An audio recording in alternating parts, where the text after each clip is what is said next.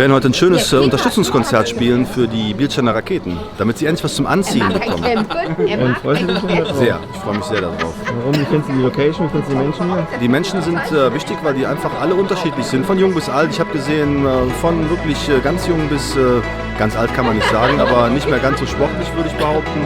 Aber ein sehr gemischtes Publikum, sehr interessierte Leute. Worauf ich mich am meisten freue? Ja. Jetzt ein schönes Konzert zu spielen, ein bisschen Spaß zu haben. Ich finde die Bielscheiner Raketen super, weil die echt super tanzen können und eine super Ausstrahlung haben. Und ich freue mich total, jetzt gleich hier zu spielen.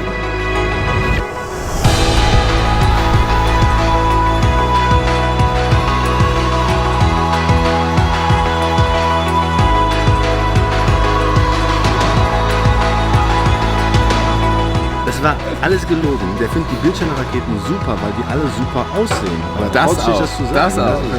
Okay.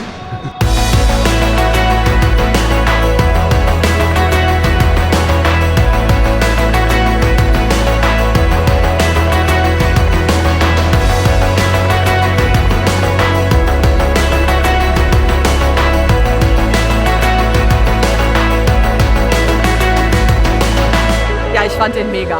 Richtig, richtig gut. Die Jungs sind absolute Knaller. Und wer nicht hier war, hat echt was verpasst. Super.